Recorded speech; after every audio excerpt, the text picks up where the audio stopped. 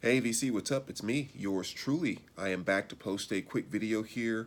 This is going to be a video response to Jeff over at Various Vinyl. Um, Someone I think is kind of new to the VC. I really didn't know Jeff prior to this video, in that typically how I discover most new people these days in the VC is there's someone who I watch on a regular basis and maybe they do a video response or something.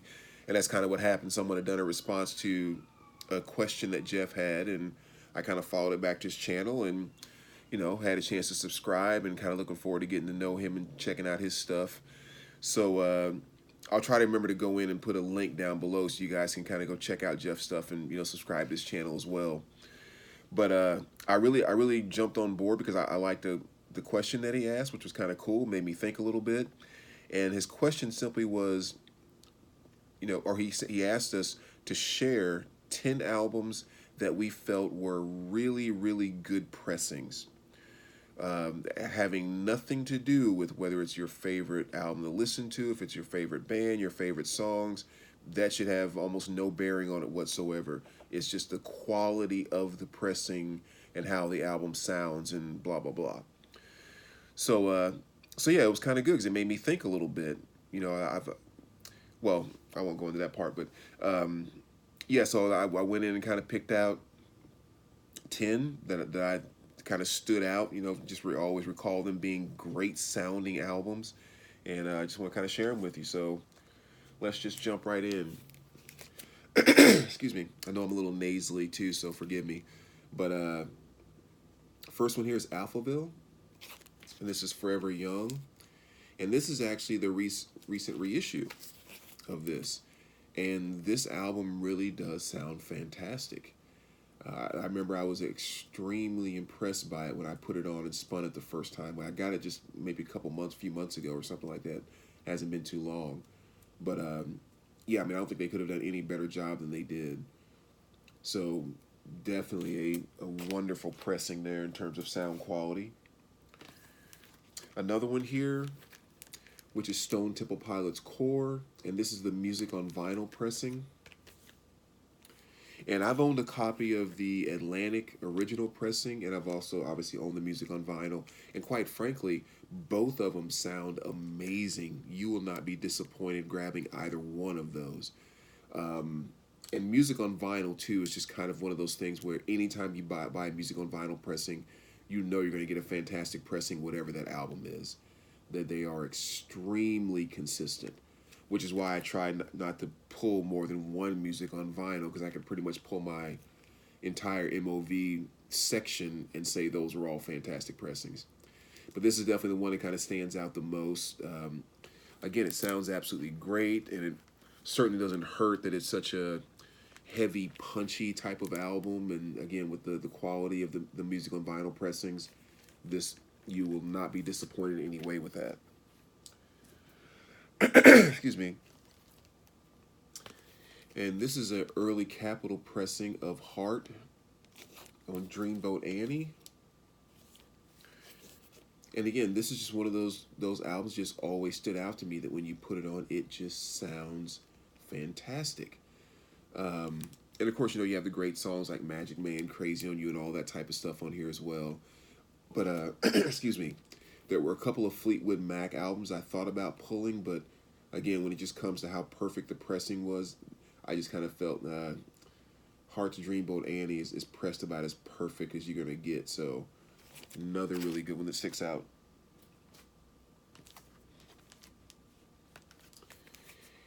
Then here you have Neil Young. This is Everybody Knows It's Nowhere. And this is the recent reissue that they put out. And again, I think it sounds really fantastic. I have original pressing of it as well, but I do kind of favor the sound of the reissue. Very, very clean, very full. And actually, I almost pulled out the original pressing of Neil Young's Illinois, because I think that's a fabulous one too, but thought I'd kind of give this one a nod in that regard. So again, another really good pressing there.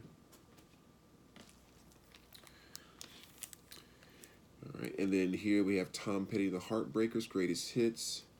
this was the first time that this version of Greatest Hits was pressed on vinyl, and this was pressed in Germany, I believe. But again, it's just, you know, perfect sound. Just couldn't ask for it any better. And one thing I might say with this, you know, sometimes when I listen to it, but it's also a difference between early Tom Petty and, you know, later, especially getting into '80s Tom Petty. Early Tom Petty is not quite as heavy on the low end. So if I'm listening to this, sometimes if I'm doing, you know, American Girl, Breakdown, Refugee, stuff like that, Don't Do Me Like That, I may turn the bass up a little bit on my preamp, but then when you start getting into the '80s stuff, I kind of take it back to where I normally keep it set. So I don't think that's any flaw in the pressing or anything. I think it's just those earlier tracks just aren't as low end heavy as I tend to like my rock music. So again, perfect pressing there. I don't think you'll be disappointed with that at all. And you can almost pick any of the reissues out of her catalog here, but I picked "Turned on the Quiet" by Diana Krall. But again, all of her stuff is great. For the longest time, they only had her stuff on classic albums, you know, that label, and I never had a chance to get one because they were all expensive as crap. So I don't know how those sound, even though typically those pressings are always, you know, amazing. So you know, when they started doing all the reissues, again, it was kind of cool to find that most of them sound fantastic, and this is no exception. And this was really telling too, because the very first song on here is "Like Someone in Love," and it kind of starts out with just a heavy bass playing, like a stand-up bass, and her singing, and it's just really just kind of there's a great fullness to it, where like there's a lot of volume and it's loud, but it's loud in the sense that you can hear the soft whispers, but it's not overdone when it's actually coming out and at you, so to speak. It's kind of a real in-room type of feel. So that's definitely one I would put on the list as being a really good pressing. Next, Doobie Brothers. This is a Japanese pressing, as you can see there. And again, I don't know what it is about this album, but ever since I bought it, you know, anytime I listen to it, I can't help but think, it's like, that pressing sounds fantastic.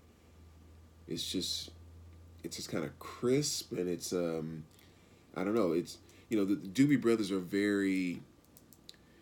they're one of those bands that when you hear what they're doing, it's kind of like there's a lot of separate pieces that can be somewhat distinct, at least on this album. And this pressing just kind of allows that to come through. Like you can really pinpoint in on certain instruments, certain vocals, and all that type of stuff. And I just think it's a great pressing. Love listening to it.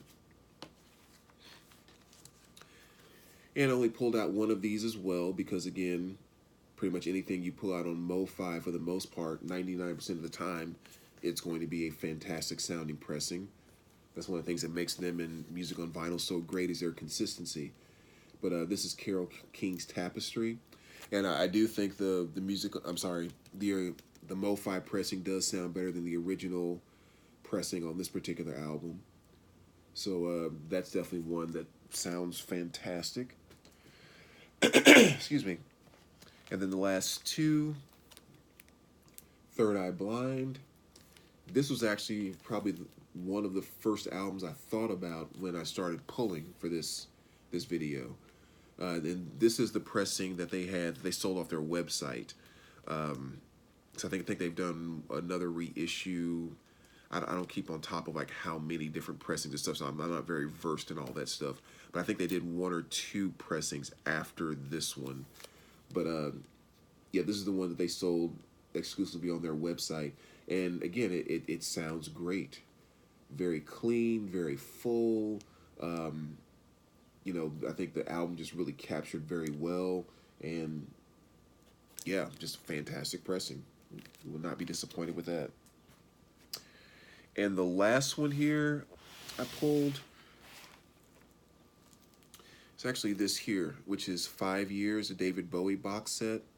And I really think you could pull any of the 4 Bowie box sets that are out right now. I just decided to go with 5 years here, but uh, the box sets have never disappointed me. These reissues inside of this set is fantastic, and and I don't know. I haven't bought any reissues of like just individual LPs of any of the Bowie reissues. I assume they're the same pressings that come in the box sets, or but yeah, I mean, fantastic, sound great. I had a lot of original pressing Bowie stuff to kind of compare when I first bought them, and there was nothing disappointing about what came in these box sets whatsoever. So yeah, any of the Bowie box sets I say are fantastic, and it was really close too because I was actually deciding between the Bowie box set or either one of the Bruce Springsteen box sets that came out. Those pressings sound extremely good as well, but I think for whatever reason Bowie kind of just takes the nod a little bit from a quality standpoint on those reissues. So those are my 10 good sounding reissues that really stand out to me. And I think we also always have to take that with a grain of salt too, because there's one thing to have good pressings, but I think we also have to give consideration to each other that not only are our ears different, and how we sense sound waves and how they register in our minds. I mean, those are all electronic signals taking place, and none of us are exactly the same in that regard. But then also too, I mean, with the different systems that we have, you know, I've been kind of moving around my speakers and things of that nature. So, I have those HPM 100s that I've been playing for a while that have that nice big 12-inch sub. And then I switched out a little while ago just to change it up for a bit and put my time frame T700s back up there, which have like an 8-inch driver. And it's like, yeah, I could definitely tell the difference in having to go in and adjust, the bass and a few different settings here. So they ended up sounding great, but totally different adjustments. And, so stuff like that's going to make a difference for how we all think of certain things. But anyway, excuse me. The other part to the video, or to the question, was what's one of the worst pressings that you have in your collection? And I think without question, this is probably the worst. Which really sucks. It's one of my favorite albums, which is probably why I kept it actually. But Twisted Sister Stay Hungry, I have a Japanese pressing of this, which sounds fantastic. I have another original pressing of it, which sounds fantastic. And then I picked this one up, which is the splattered, kind of a cool looking, considering I don't like colored or vinyl or picture discs, this was actually halfway cool. But sounds like crap. Sounds like the way I sound right now. I mean, sounds like total crap. Excuse me. I mean, the volume on it is just, it's so low, and I don't know. It's horrible. It is definitely probably the worst pressing. I can't recall another time, outside of something being dirty or a scratch or something like that, that I ever bought an album and brought it home and threw it on and was like, ugh, like what happened? So yeah, that's a really bad pressing. One other place where I'll say there's some bad pressings that I didn't pull out just to kind of throw it out there is, I'm not going to say a lot of, but I've stumbled across quite a few of the Blue Note reissues that's out there right now that just come out of the package sounding like crap. And not even so much necessarily as like the pressing, the remastering, and all of that, but just it sounds like they've been sitting in a pile of dirt for 10 years and someone just took them and, flipped off the dirt and then put them in a sleeve and sent them to you. I don't know why I've had such bad luck with getting those new Blue Note reissues that just come out sounding like kind of like crap. Which is a shame too, because, obviously if you like that stuff, going out and buying original Blue Note pressings, I don't have the wallet for that. So it's great to be able to get these reissues, but God, on a consistent basis, like on a label of seeing stuff come out, those have been, I've seen the most consistent just crap on a consistent basis with those. So I don't know if anybody else has kind of experienced that with those Blue Note reissues, but maybe kind of share that and let us know. But anyway, thanks for watching, guys. Again, Hope you like the answers there, Jeff. Blah blah blah. You guys let me know what you think, and we will talk to you soon.